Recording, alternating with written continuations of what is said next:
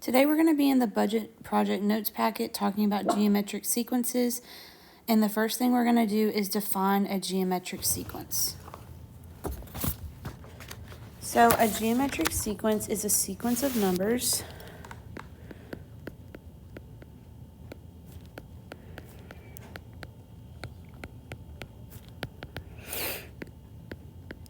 in which the ratio remains constant.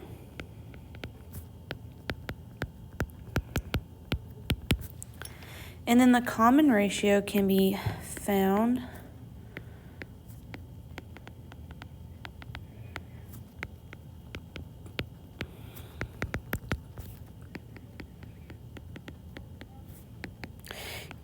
by dividing each term by its previous term.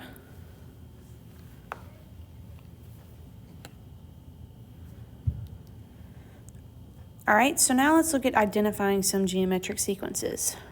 So number one, we have 2, 10, 50, and 250. All right, so we're going to divide these numbers by each other. So I'm going to start with 250 and do 250 divided by 50, and that's 5. 50 divided by 10, that's 5. And then 10 divided by 2, that's also 5. So yes, this is a geometric sequence, and our ratio is going to be 5.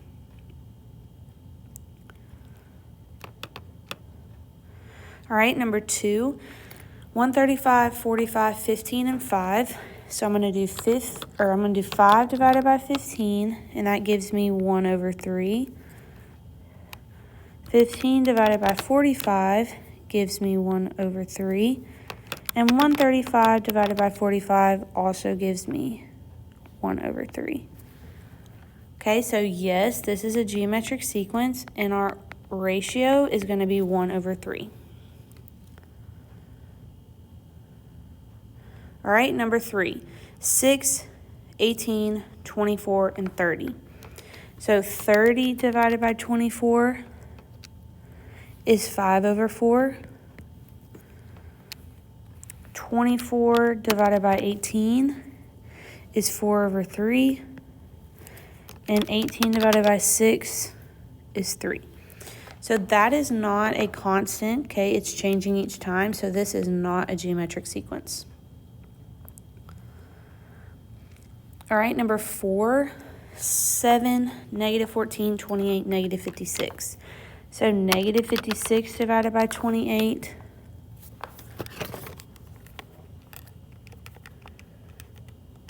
is -2. 28 divided by -14 is -2. And -14 divided by 7 is -2. So yes, this is a geometric sequence, and my ratio is -2.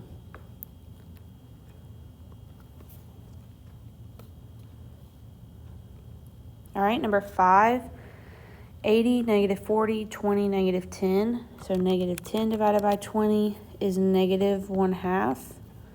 20 divided by -40 is -1/2. And -40 divided by 80 is also -1/2. So yes, this is a geometric sequence, and our ratio is -1/2.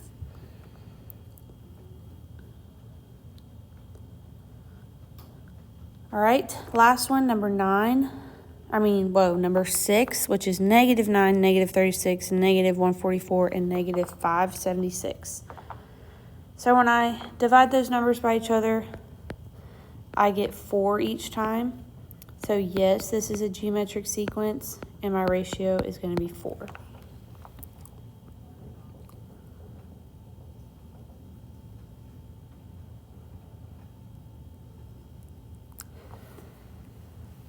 All right, now we're going to be continuing geometric sequences. So we're going to be filling in the next 3 terms of this sequence. So we have 7, -21, and 63. So to find the pattern, I'm going to do 63 divided by -21, which gives me -3. And then -21 divided by 7 is also -3. Okay, so that tells me that each time I'm multiplying by -3. So I'm going to do 63 times -3, which gives me -189. Negative 189 multiplied by 3 is 567. Then 567 multiplied by 3 is negative 1,701.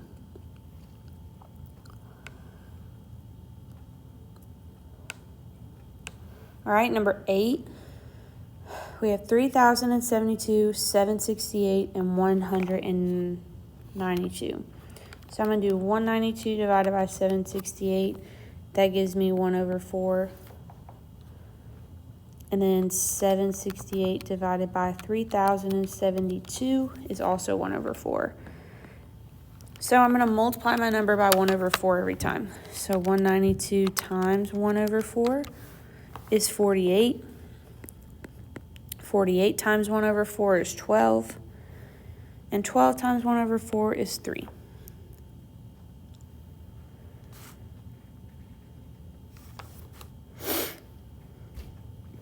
All right, number 9, we have 8, 4, and 2. Okay, so 2 divided by 4 is 1/2. 4 divided by 8 is 1/2. So we're multiplying by 1/2 each time. So 2 times 1/2 is 1. 1 times 1/2 is 1 over 2, or 1/2, and 1 over 2 times 1 over 2 is 1 over 4. All right, number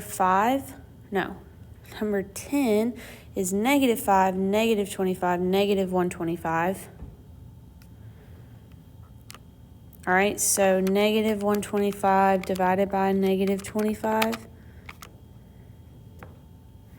is 5, and negative 25 divided by negative 5 is 5 as well.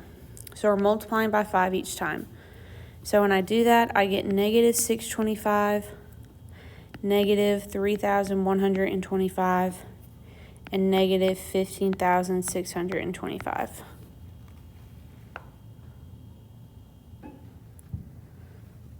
All right, so now we're going to talk about the geometric sequence formula, which is really similar to the arithmetic sequence formula, okay, but we are talking about geometric, so it is a little bit different.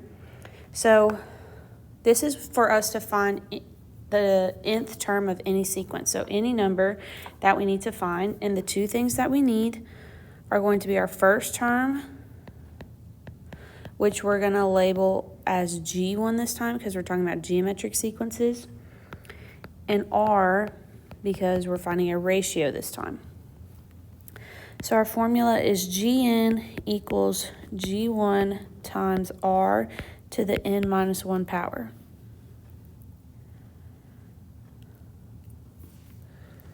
So let's do some examples. So we want to find the formula, and then we're trying to find a to a7.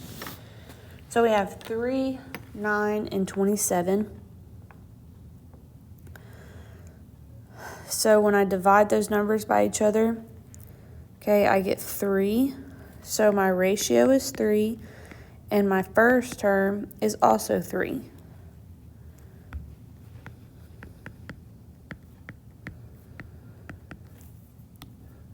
So I'm going to plug in 3 for my G1, and I'm going to plug in 3 for my R. So I have Gn equals 3 times 3 to the n minus 1 power. And now I want to find G7. So 3 times 3 to the 7 minus 1 power. And when you type that in your calculator, you should get 2,187.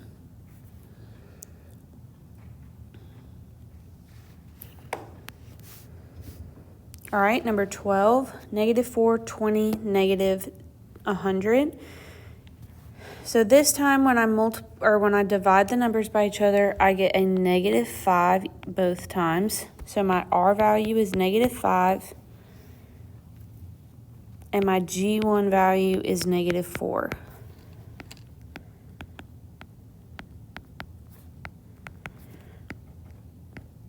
So I'm going to plug those values in. So I get negative 4 times negative 5 to the n minus 1 power. And now I want the G7. So wherever there's an n, I'm going to plug a 7 in. So I'm going to type that in my calculator. So -4 times -5 to the 7 minus 1 power, which gives me 62,500.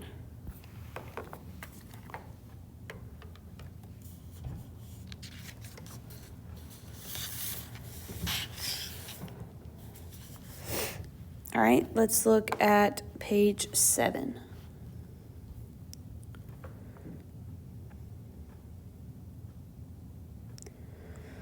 All right, so we have 400, 200, 100.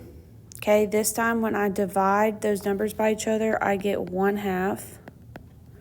So my R value is 1/2. And then my G1 is 400.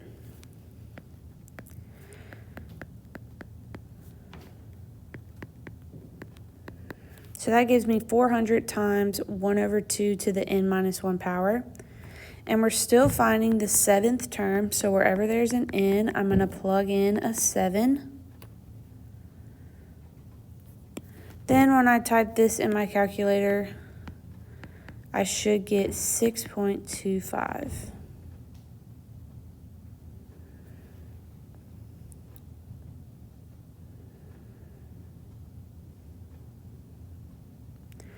All right, number 14, we have 1, 5, 25. Okay, so when I divide these numbers by each other, I get 5 both times. So my R value is 5, and my G1 value is 1. So I get Gn equals 1 times 5 to the n minus 1 power.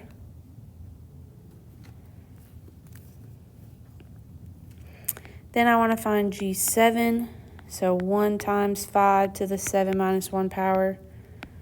When I type that in my calculator, I get 15,625.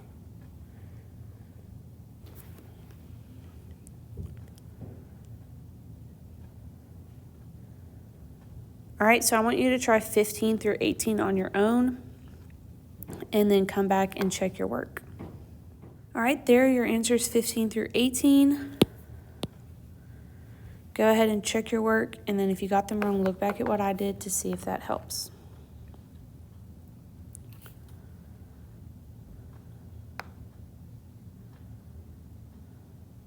All right, now we're going to look at an application problem. So the table to the left shows a car's value for 3 years after its purchase. Write a rule to represent the car's depreciation.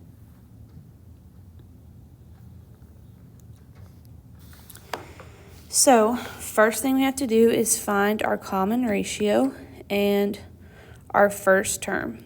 So looking at the table, we can tell our first term is $10,000. And now to find my ratio, I'm going to take those numbers and divide them by each other. So 6,400 divided by 8,000 is 4/5. And then 8,000 divided by 10,000 is also 4/5. So that is our ratio. So now to write my function, I have Gn equals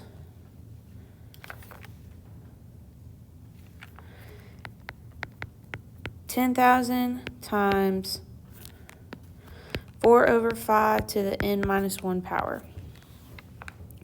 So now we want to find the value of the car after 10 years. So that means I'm going to find the 10th term. So wherever there's an n, I'm going to put a 10. Then I'm going to type this into my calculator,